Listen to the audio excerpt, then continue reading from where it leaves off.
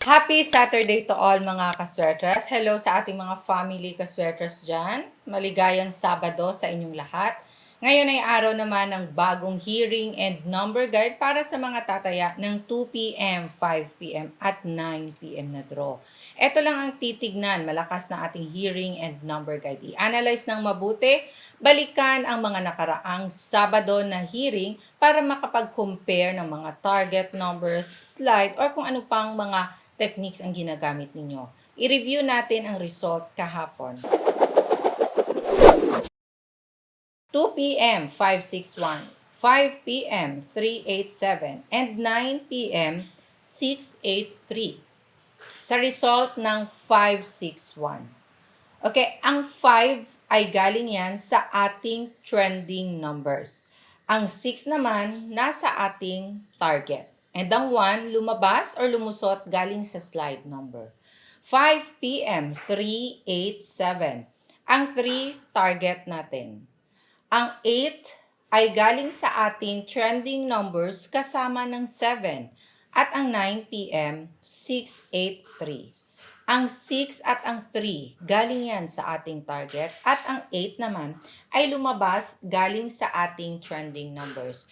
Now, sa mga naging results, panalo tayo sa first 2 at last 2 na mga digits sa mga lugar na kung saan merong games ng first 2, last 2, or tinatawag na ending. So, sa mga nakakuha ng ganitong combination, sumabay sa ating mga pairings, nakapag-analyze ng mabuti at nanalo, congratulations sa inyong lahat.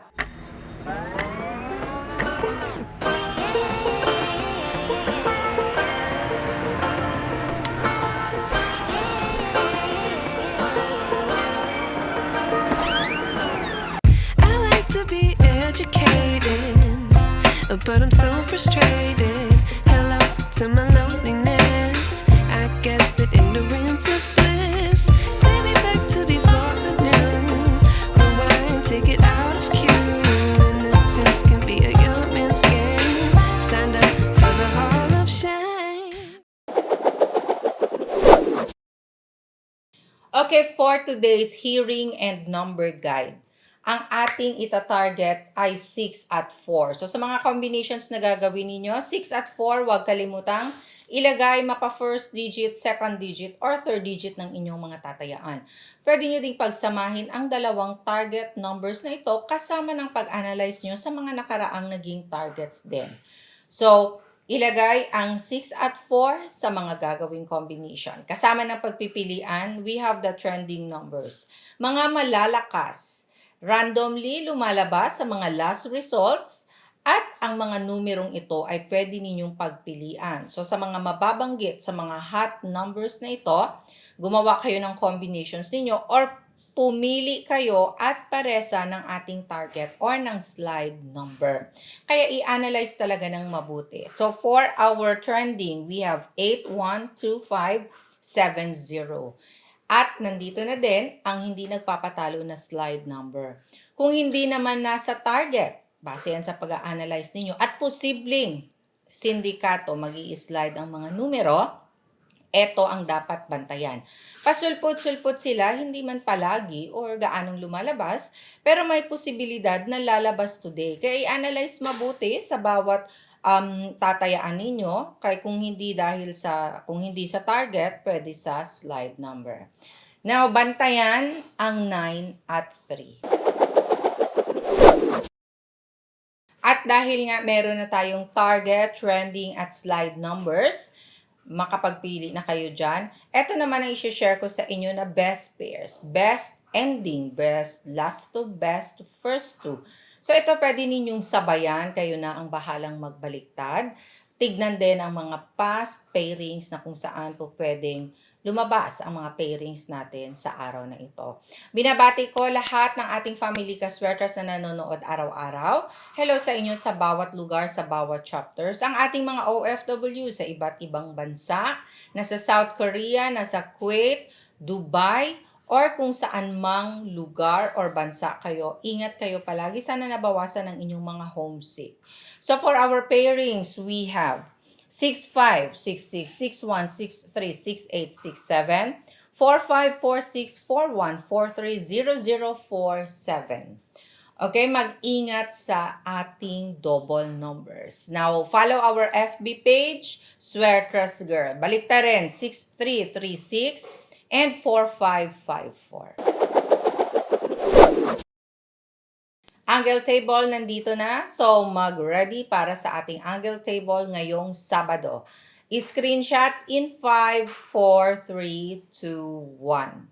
Gumawa kayo ng combinations ninyo gamit ang ating angle table for today. Maraming paraan sa paggamit nito or mga technique. Isa sa isi-share ko sa inyo ay ang paglagay ng last result.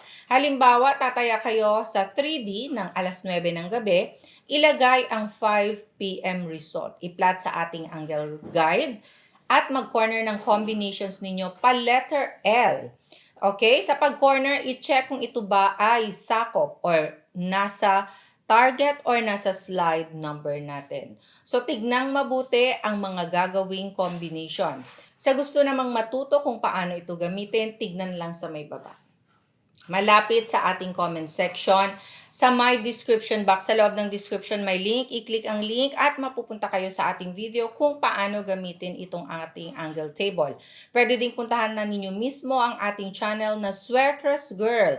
Sa ating channel makikita ninyo ang buong video na panoorin ng kompleto dahil marami pang technique ang pwede ninyong i-apply sa iba't ibang mga games gamit ang ating angle table.